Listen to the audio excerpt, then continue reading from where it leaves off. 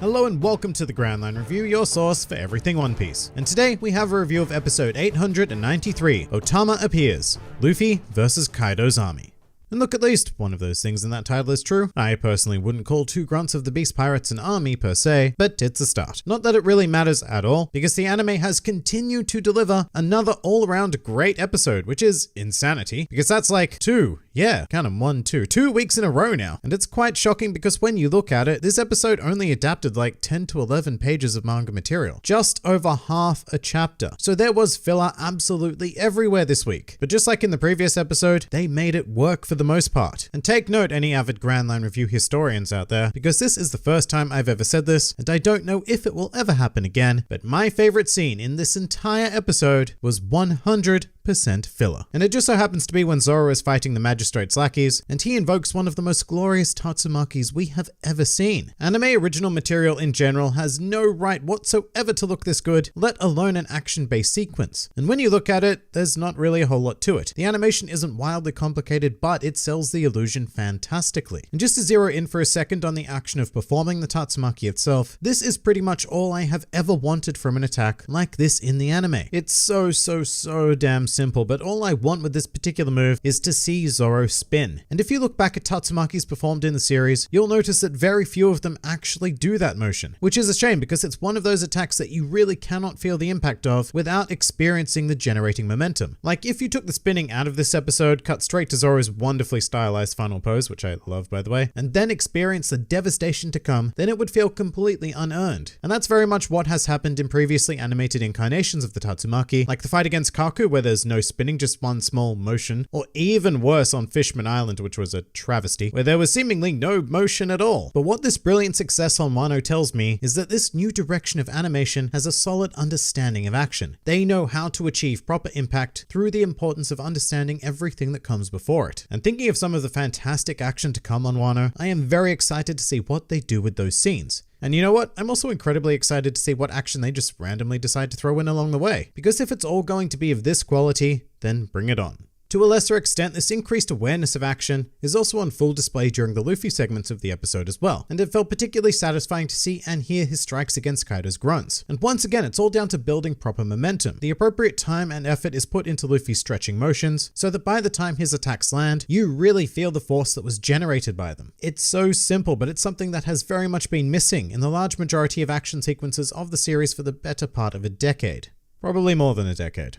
In fact, another filler sequence I really enjoyed this week was Luffy dodging a bullet with observation haki. So in the manga, what happens is the dude right with the gun lines up his sight on Luffy and then is immediately smacked in the head, which is powerful in its own right, as it demonstrates Luffy's incredible awareness and ability to engage in observation haki. But I have to say, watching him dodge the bullet was pretty damn fun as well. Also, the Conqueror's haki burst. Wow, that was unexpected, because once again, not a thing in the manga. Luffy just glares at the baboon, and then the baboon realized how hopelessly outmatched he is. But it was so very cool to see Conqueror's haki activated on a sort of minimal warning level. I also really liked how they presented it. It looked and sounded right, nice and intimidating, like you really do not want to mess with Luffy in anything even approaching him getting serious. And then I suppose we should also talk about a new character being Tama, or Otama I guess. I have a bit of a habit of dropping the O from many of these female Wano specific characters, so I'm more than likely just going to refer to her as Tama in these reviews as well. But I'm really enjoying her general aesthetic. Purple and green is always a solid combination of colors, with of course some pink and yellow for a bit of fun deviation, and I quite like her voice as well. It's much less annoying child character than I thought she may end up, and also the shot of her engaging in her Kibidango abilities was just a joy to watch, with all of the sparkles and the glowing dango, and the sound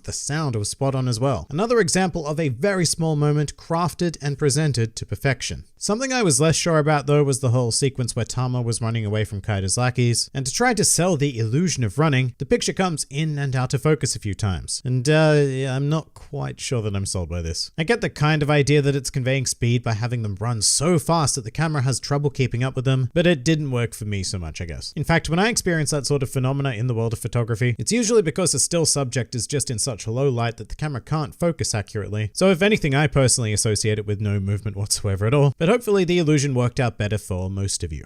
Another thing I wasn't so keen about was the extended Luffy flashback. The flashback in the manga is there, but it's about a page long and it's very snappy and to the point. Whereas this episode sure did take its sweet time to move past it. I have to say though, it did start with a kind of cool segment, set to some fantastic Wano music with funky editing, but all around it just felt like it took far too long for me. And it's because of all of the randomly added things. Not the biggest of deals at all, considering how well the rest of the episode delivers, but this wouldn't be a Grand Line review, anime review, without some criticism, eh? Something that very much intrigued me during the episode though, was a surprise appearance by a certain Basil Hawkins, via Denden Mushi correspondence. So obviously this was not something that originally happened in the manga, and I do find it intriguing that they've chosen to reveal him at this point.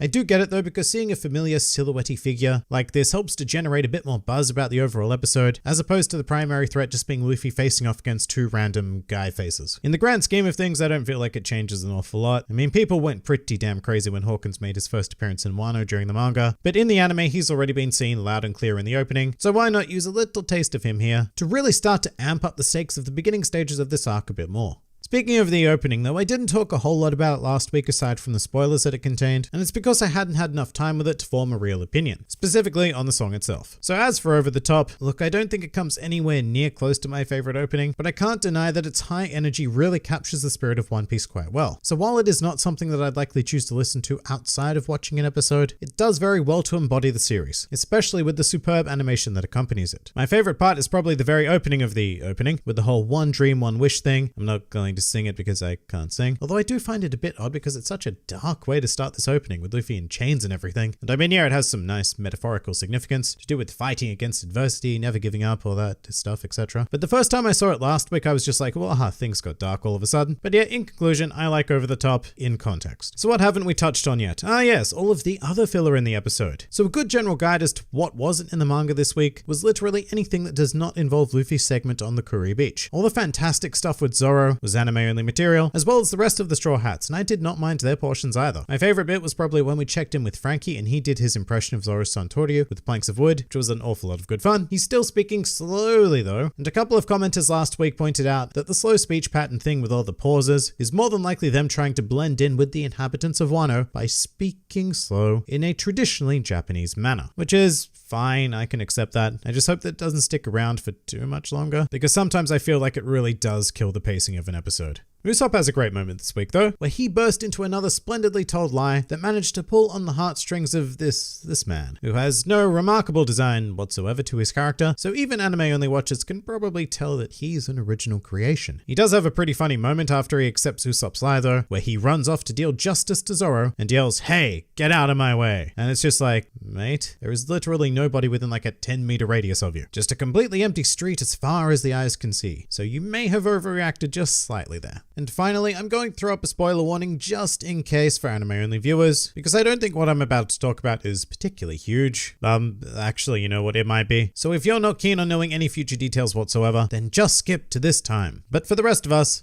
let's continue. This episode also gave us a glimpse of the Kozuki family, with probably the most detailed image of Odin we've ever received in the entirety of the series thus far. And just as when I first saw the silhouette in the manga, well, my immediately thought was, wow, that's one hell of a thick moustache. And yeah, I know, it's probably a mouth. Although who knows, maybe he does have a sort of Freddie Mercury thing going on. Quite notably, there was also a shot of Hiyori, with her all-important blue hair. So I don't think it's going to take anime-only fans long at all to put two and two together that Komurasaki is Hiyori. But one thing I'm hoping that the anime really does right is that when we get to this event in a year's time or so, that they expand on the chapter where Komurasaki appears as Hiyori out of nowhere with a completely changed personality, and actually be somehow capable of making me believe that they are the same character. Because that's something that still doesn't sit right with me at all in the manga. Hiyori is presented as far too naive to be capable of achieving Komurasaki's sheer dominance and position on Wano, and I'm still waiting for a decent explanation on her. But finally of note is Lady Toki, the Kozuki clan member who I am by far most excited to see the story of. Her abilities intrigue me to no end, so it was a nice treat to see her ever-familiar silhouette showcased here. But there's not a whole lot more to this episode. I have to say that this week really did the unthinkable, and continued the brilliant changes introduced last week. It made me feel like Wano is going to have a seriously solid life in the anime, and I am actually looking forward to next week, as well as every subsequent week, because knowing the kind of insanity that's to come in Wano, it is just going to be a real treat to see it all play out in the anime. But that pretty much does it for episode 893. If you enjoyed this video and the content this channel produces in general, then please do consider donating to the Grand Line Review Patreon, because the support of all of you amazing people is what continues to make this channel possible. And if you'd like to see more videos like this but apply to other anime and manga series, then please do check out my second channel, New World Review, for all of your wider needs. And if you'd like to join the fun at any time, then please do head over to my Discord server, where a wide array of shenaniganry takes place on a daily basis. And finally, please do comment with your thoughts on the episode. This has been the Grand Line Review, and I'll see you next time.